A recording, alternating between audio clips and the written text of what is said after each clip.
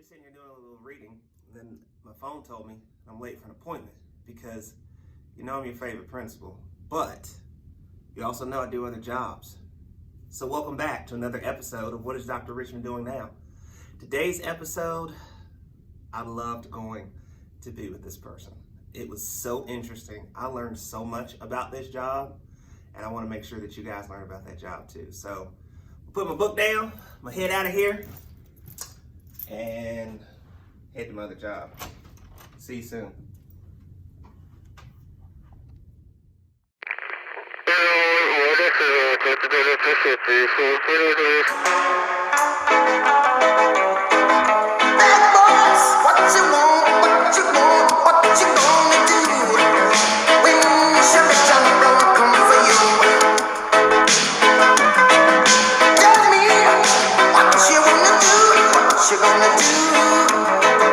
This is your proud principal out here, and as you can see, I am on another careers mission. What career is Dr. Richmond doing today? I think it's very obvious. I'm here with State Trooper Avery Lee, who is one of our proud parents of Jacob and Sean Lee, two great students here at Northern. And State Trooper Lee is a state trooper with the North Carolina Highway Patrol. State Trooper Lee, thank you for coming out, joining us today. Thank you for having me. Tell us, what do you do? What would you say as a state trooper? What are some of your main jobs? My main job, well, when you're a state trooper, we don't like to be called the police. Our mission is highway patrol. So our mission is to protect the streets and highways, reduce collisions. We also stop man-made natural disasters, things of that nature. But our main primary job function is to just keep the highways safe. People think we write a lot of speeding tickets, which we do, but we also investigate a lot of collisions. So that's our main thing, to keep those collisions down. In order to keep the collisions down, we have to reduce speed because we all know that speed kills. So that's our main primary function. And also community policing. We love getting out into community. Dr. Richmond coming to schools, interacting with the public, because that's what we like to do. The Highway Patrol was built back in 1929. Before they had comm centers, they had to actually go out to different little convenience stores and take calls from the convenience stores. So they want us to get out and interact with the public, which is called community policing as well. So, I mean, we wear many hats. Many hats. Wonderful, wonderful. So, what made you want to do this?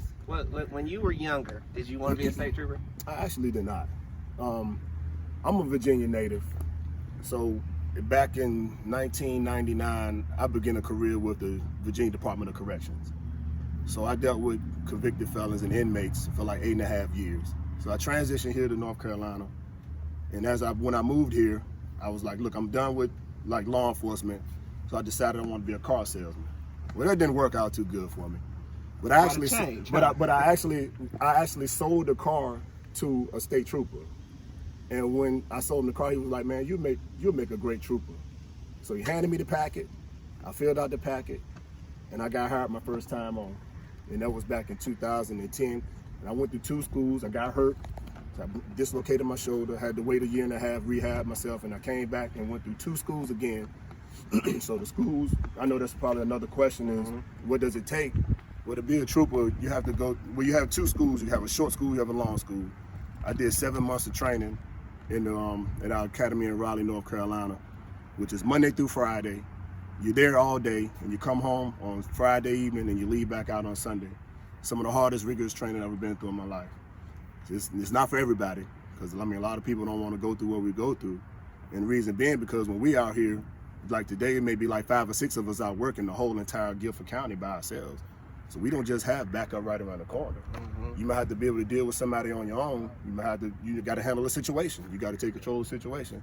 So that's why the training is so extensive to what we go through. And I mean, you put in hundreds of hours in the classroom, mainly in the classroom, because there's so much book work, so much studying that you have to do.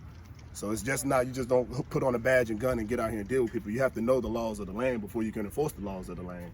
So that's about the hardest thing I've ever done in my life, was being a state trooper. But it's one of the proudest moments of my life, because when I finished and I graduated, I knew I made it. And it was tough. I had to leave my family. My hats off to my wife and kids, because I had to leave them Monday through Friday for 7 long months. So it was tough. Well, and I would think, not only that, like, hats off to them and to you, because every day you go out to your job, you've got to go towards danger. Absolutely. Right? Like he doesn't get the chance to, sit and wait or call somebody else. Like, he's got to go towards that danger. And that takes a certain level of bravery and a certain level of, for his sons or his children or his wife, they don't know what dad's dealing with, what kind of danger he's dealing with. And so that takes a lot from his family. So Trooper Lee, you said something about there was a guy that you met that said you'd be a good trooper. You'd Yes. be a good state trooper. Yes. What qualities, what made him say that? Well, of course, I think my stature might have a little bit. I'm not a little guy, so he might have thought I could handle my business. But it's all about how you treat people. You catch what they say, you catch bees with honey. So one thing about this job, people, we don't have I would say some people think we're pretty mean people, but we're not. And I guess he just seen I fit the personality, know how to talk to people real good with speaking. And, brother ain't, not hard on the eyes. But he just, we just built some good rapport, and just from him talking to me, and I guess my experience from, dealing with, inmates on side of the road, you got to know how to talk to people. You can talk yourself in a lot of trouble. So a lot of times you just got to know how to talk to people and deal with people out here. So I did a lot of talking to inmates when I worked DLC, and I think that just transitioned over to, my career as being a state trooper for North Carolina. Did y'all hear what he said? He said you got to talk to people. You got to talk to people. So that's why, a lot of the time, you guys, you come to the principal's office and the first thing you think is I'm in trouble. And we just sit down and we have a talk. We have a discussion about, what's bothering you. So same thing he's talking about. You got to talk to people.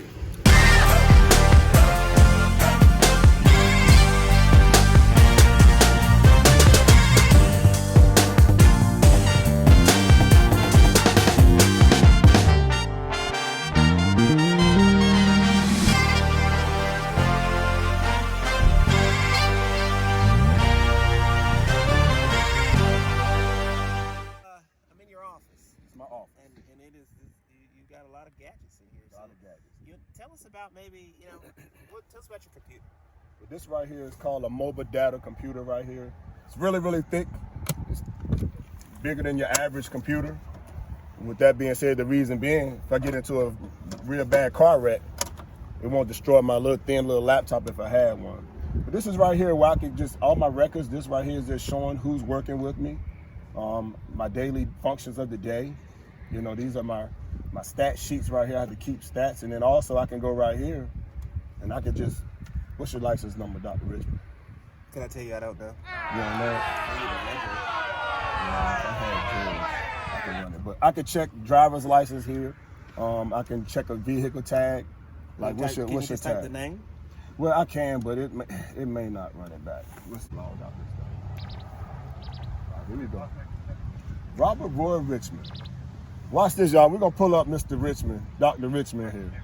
So there's your number right there. So we're going to get a good nice little photo of him up here. So boys and girls, there is no hiding. There's no hiding. So what the trooper has done is he took Dr. Richmond's license plate number. And I'm going to look at this nice little picture right here. We got him right here, guys. He has Dr. Richmond's driver's license. All of my information. And he's active. Thank God it wasn't red. No ticket for me today. No ticket for him today. He's got he's got all my information. Right birthday, here. Height, where I live, Yep. address, everything. Okay. Everything. So that way, he sees somebody out doing wrong. If he didn't even have all the information, he can just put get in a the piece license of plate it. number, Yep. a piece of it, and they can find you. Absolutely. They'll will it down and find you. Interesting. What other kind of gadgets you got in here? This is my favorite. Looks like a regular phone, but this is actually my radio. This is my line of communication. This is my lifeline right here if I get into any kind of trouble. And the reason why it looks like a phone, I talk in it, but I can hear everything coming in. But if I have a violator in here and they have to give me some confidential information, I could just flip a switch right here and I can talk to them like I'm on the phone so they can't hear what's being said. This is a camera right here. I can see Dr. Richmond. I can also see, behind me. I can see in front of me. If I get into a chase, my chases are recorded. As soon as I cut my lights on right here, that automatically cuts that camera on and activates this camera. This is my actual radar. This is how I get my speeders right here. And this is where the speed comes in at. It's going to let me know the speed right here. Well, actually, it's gonna let me know the speed there. That's gonna tell me my speed. And this is the antenna where I can, and this is the remote control that I use to transmit and send a signal out to get the speed from a car that's gonna transmit back to the radar so I can get an actual speed reading of it. And actually, I have to calibrate these every day. My tuning forks right here. So it goes off of sound waves. So I'm gonna show you how to do a little test on these things right here.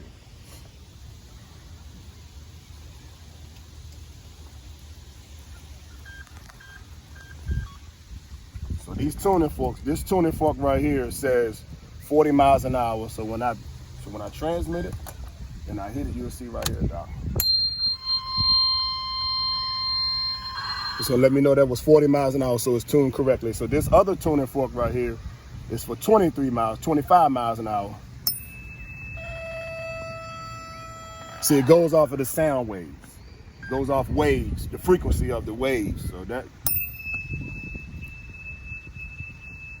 So I'm confused here because I get what you're saying about the programming part of it, but what does that mean for the speeder? Is it going off of sound waves? No, it's going off of the wave and the frequency. It's just it uses a sound, but from that sound is actually every sound puts out a wavelength. Mm-hmm. So a speed of a car is actually putting out a wavelength, and it shoots a signal out and it bounces back and it reflects back into the radar. Wow. So this radar has to have some type of objects you're going to hit off going down the road, whether it's a road sign, whether it's another car, it's going to reflect back into this antenna right here. Interesting. You know, I was getting ready to say, I'm shocked at the level of science and technology that goes into the tools and the machines to then help you do your job. And I have to recertify on this every 3 years. If I fail my tests on this every 3 years, I can't operate it. So they're making sure we're proficient with it every 3 years. Even with certain things that I have to do as far as arresting my DWIs, it's chemical tests that I have to run downtown. I have to take those tests every 3 years in order to maintain my certification. If you don't study and keep up your studies, absolutely, they're not gonna let you get no more speeders. Nope. They're not gonna let you do half of the stuff that you need for your job if you don't keep learning and getting your recertification. Absolutely. Yep. Recertifications are key. Wow.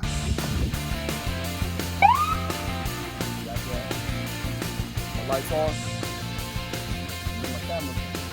All I gotta do is just stop recording.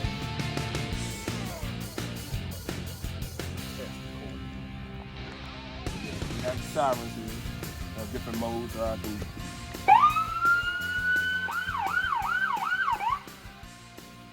Different sounds that you can use for that.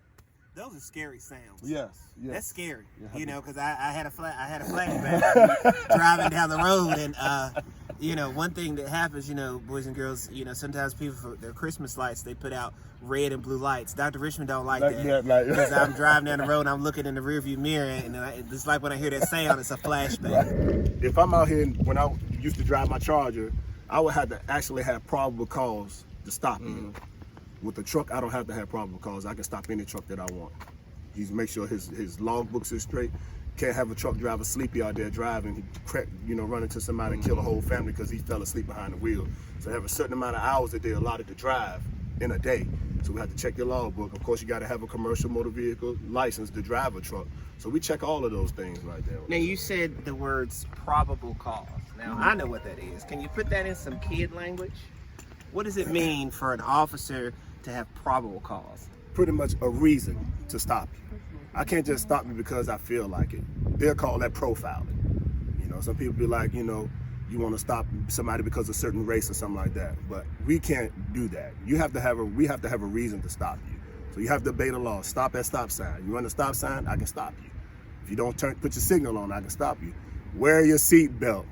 Wear your seatbelt. That's or the he number one. Will can stop you.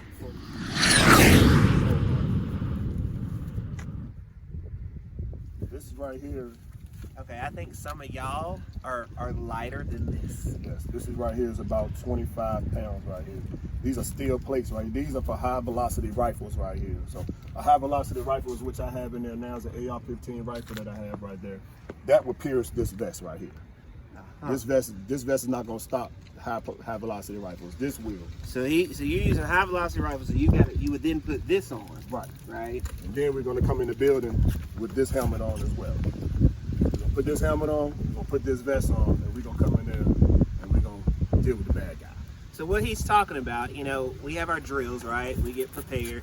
And so when we've had our lockdown drill, if there was ever anyone that tried to come here, with a weapon and hurt us, people like Trooper Lee, they're the first ones. They're the first ones that's gonna respond. And so what he's saying is, he's got some extra equipment in here that is gonna help him out, depending on what he's going up against. So I'm gonna guess, are these your magazines? Yep, these are the magazines for my rifles right here. And these are big, sharp bullets.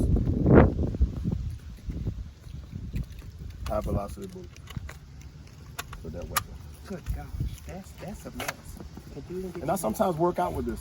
While I'm home, I work out with Which this. would make sense. State Trooper Lee, I just want to tell you thank you on behalf of all the kids here in Northern, just for coming out and sharing about what you do. It's interesting. I mean, I think I'm still going to stick with being a principal, but we can tell that you are knowledgeable about your job and you know what you're doing. So, last few words for the kids at Northern. What kind of kid do they need to be if they're interested in going down the road you came to for being a state trooper? What kind of skills do they need to maybe possess, characteristics? I would say the characteristic that I think stands out is just being respectful, knowing how to talk and treat people. I think that's the problem in the world today, is we're having a lot of issues with the public interaction with police. So if you want to be a good police officer, you got to know, number one, how to talk to people. Number two, respect people, and stay in shape while y'all in PE, working out. That's a part of, I'm an old man, but I try to stay in shape. Read. Do your homework, study, things like that. Just stay out of trouble. Stay out of trouble. You can't do this job if you're out here going to jail and getting locked up. You can't do that type of stuff, if you want to be in any type of law enforcement. But I would say be a trooper, because we're the best of the best. The best of the best. The best of the best. Trooper Lee. What you gonna do when Chevy Chevy don't come for you?